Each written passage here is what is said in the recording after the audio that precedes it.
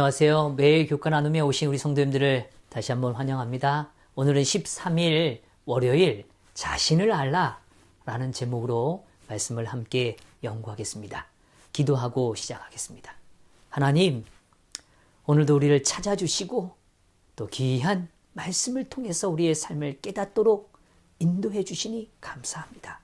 주님, 이 시간 성령님 함께하여 주셔서 정말 하나님을 깨달아갈 수 있도록 더 깊이 경험할 수 있도록 축복하여 주시옵소서. 이 시간을 주님께 온전히 맡기며 사랑 많으신 예수 그리스도의 이름으로 기도드리옵나이다. 아멘. 오늘의 본문은 누가복음 18장 9절에서 14절의 말씀입니다. 오늘 우리는 이 이야기를 잘 알고 있죠. 이 이야기를 기초로 오늘 말씀을 조금 더 이해해 보려고 합니다. 어제 우리는 교만의 정체를 살펴보았습니다. 교만은 자기를 솟아오르게 하는 것이고 하나님의 다스림을 망각하는 것이며 사라지는 것 위에 자신을 세우는 어리석은 일이라는 것을 보았죠. 오늘은 한 걸음 더 나아가 보고자 합니다. 그렇다면 교만에서 벗어나는 첫 번째 발걸음은 무엇일까요? 그것은 바로 하나님 앞에서 나를 바라보는 것입니다. 영어에 재미있는 단어가 있어요. understand입니다. 이해하다라는 뜻이죠. 근데 이 단어를 분해해 보면 under, 어느 아래, stand, 서다라는 뜻이 있죠. 이해한다는 건 아래에 서는 것입니다. 상대의 아래에 더 낮은 위치에서 그 사람을 철저히 바라봐 주는 것, 그것이 진짜 이해하는 것이죠. 누군가를 진정으로 이해하려면 그 사람의 위가 아니라 아래에 서야 한다는 거예요. 하나님을 이해하는 것도 마찬가지입니다. 그분 아래에 설 때 비로소 그분을 알게 되고 그분을 알게 될 때 비로소 나를 바라보게 되는 것이죠. 오늘 본문에는 두 사람이 나오죠. 같은 성전에 있어요. 같은 시간입니다.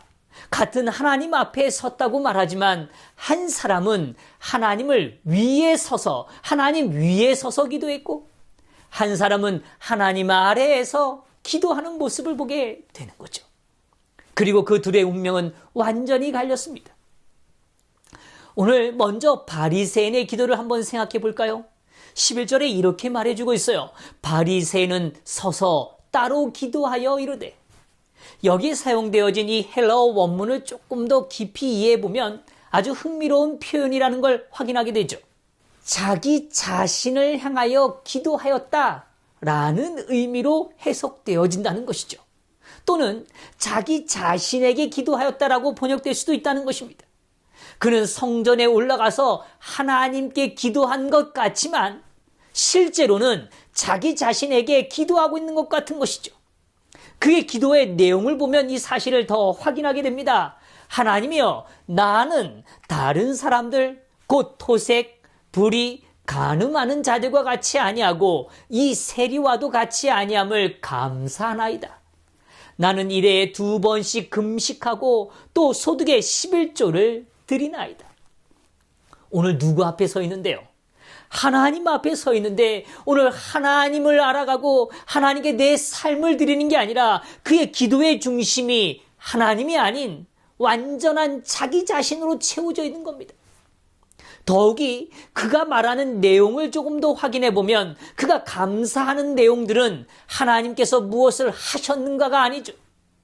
내가 무엇을 하지 않고 내가 무엇을 했는가에 대하여 말하는 것입니다.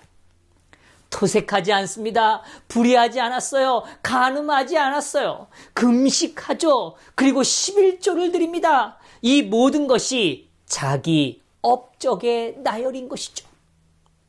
여기서 우리가 반드시 주목해야 할 것이 있어요.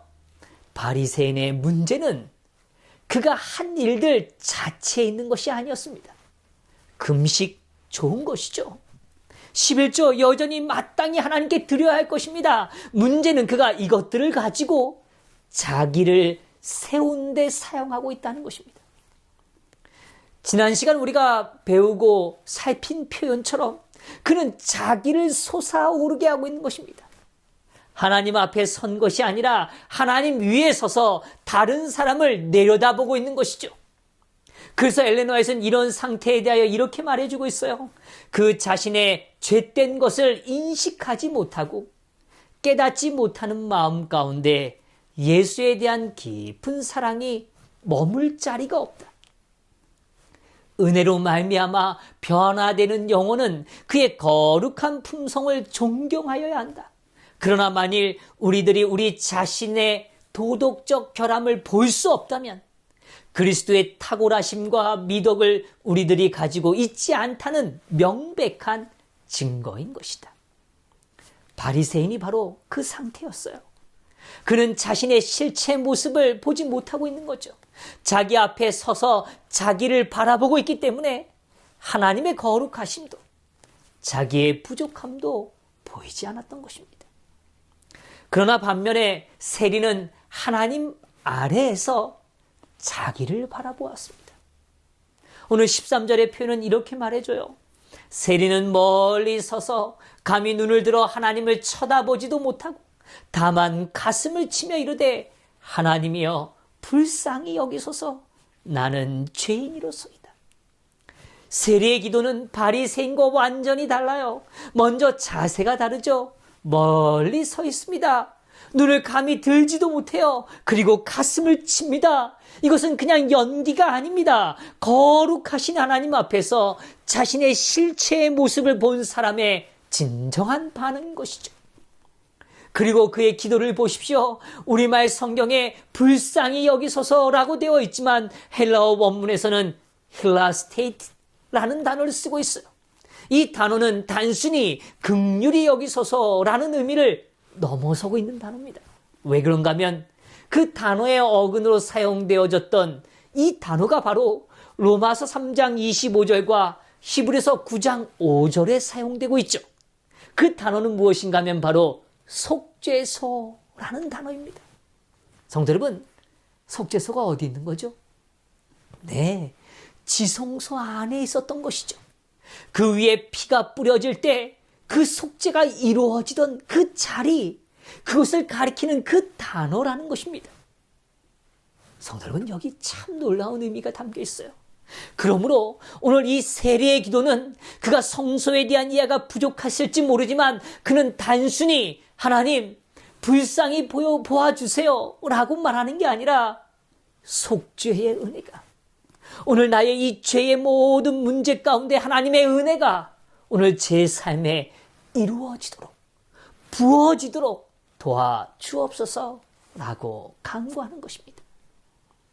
오늘 또 한 번 더 주목할 부분이 있어요. 나는 죄인이로소이다 라는 이 표현은 오늘 이 죄인이다 라는 이 표현 속에 정관사가 붙어 있어요.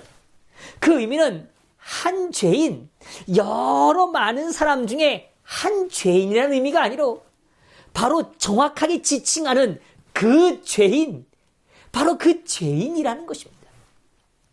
많은 죄인들 가운데 하나, 그래서 자기가 그냥 많은 죄인들 속에 한 사람이라고 말하는 게 아니라 바로 그 죄인이 접니다 라고 고백하는 것입니다. 자신이 누구인지를 정확히 알고 있었던 거죠. 이것이 바로 자기를 아는 자의 고백 아니겠습니까? 세리는 하나님 앞에서 그리고 하나님 아래에서 자기를 바르게 바라보고 있는 것입니다. 그리고 그 자리에서 자기 힘이 아닌 하나님의 속죄를 구하고 있는 것입니다. 오늘 리비언 헤란드에서는 이렇게 표현해줘요. 강하신 조력자는 만일 그들이 믿음으로 바라본다면 가장 죄 많고 가장 실수가 많은 자들에게 용기를 주시고 북돋우시며 가까이에서 축복하신다. 죄인들은 반드시 위를 바라보아야 한다. 위가 어딥니까? 예, 오늘 우리에게 영원한 생명을 주시는 하나님, 오늘 우리의 삶의 참된 겸손의 모본이신 예수 그리스도인 것입니다. 하나님의 거룩하심 앞에서 자기의 참 모습이 드러나는 것이죠. 성도 여러분, 자기를 바로 안다는 건 교만도 아니고 자기 비하도 아닙니다. 여기 분명히 우리가 확실하게 이해할 한 가지 사실이 있어요. 어떤 분들은 이런 말씀을 듣고 나면 이렇게 생각하죠. 그러면 나는 항상 내 자신을 낮추는 의미에서 깎아내려야 하나? 나는 아무것도 아닌 존재라고 생각해서 나는 못합니다. 나는 아니에요. 라고만 말해야 하나? 이것이 겸손인가? 라고 생각할지 몰라요. 그러나 그렇지 않아요.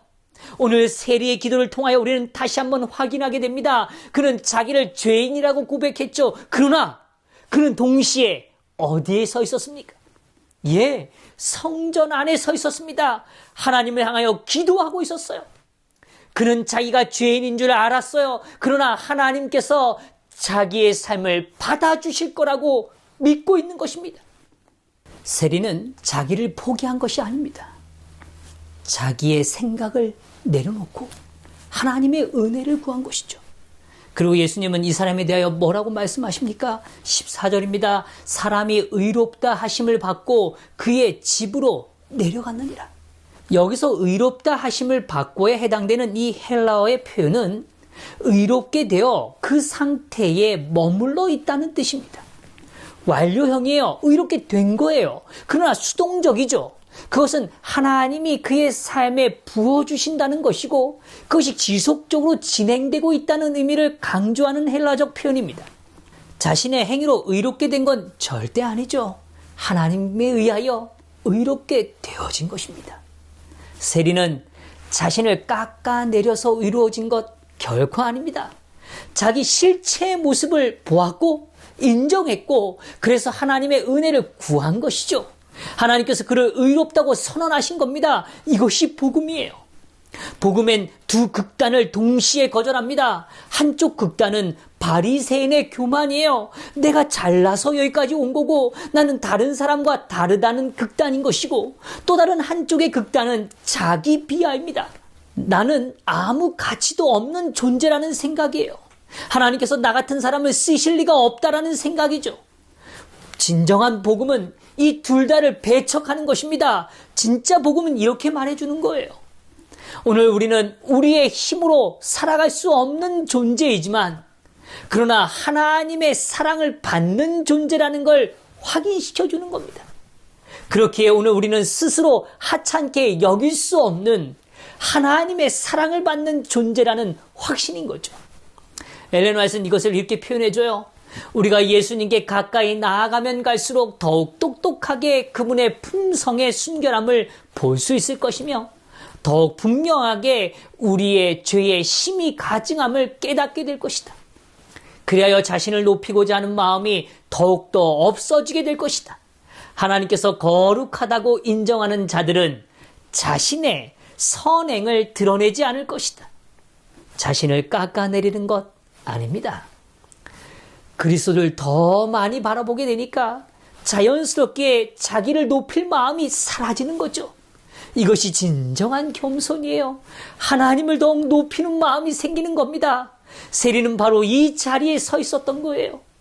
자기가 죄인인 줄 알았습니다. 그러나 하나님의 속죄를 바라보고 갈망하는 것이죠. 자기를 높이지 않았을 뿐만 아니라 자기를 버리지도 않았어요. 하나님 앞에 그리고 하나님 아래 오늘 그의 삶의 자리를 두었던 것입니다. 그때 오늘 예수님은 이 사람이 의롭다 하심을 받았다라고 선언해 주시는 겁니다. 겸손의 시작은 거창한 것이 아닙니다.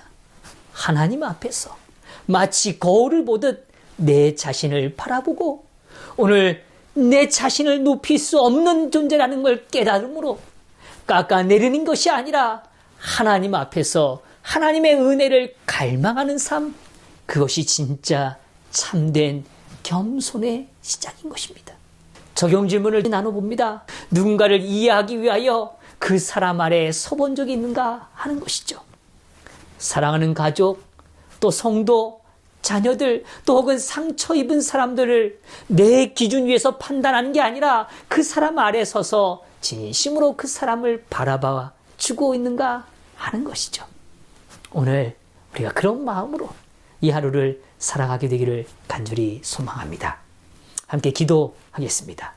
하나님 감사합니다. 저희들에게 진정한 겸손이 무엇인지를 이해해 갈 수 있도록 더 분명히 바라볼 수 있도록 축복해 주시니 감사합니다. 하나님 도와주셔서 오늘 이 하루가 하나님을 따라 예수 그리스도의 삶의 모습을 따라 겸손으로 향하는 거룩한 발걸음으로 채워지도록 도와주시옵소서. 주님, 이 모든 것 주님께 온전히 바라고 맡기오며 사랑 많으신 예수 그리스도의 이름으로 기도드리옵나이다. 아멘.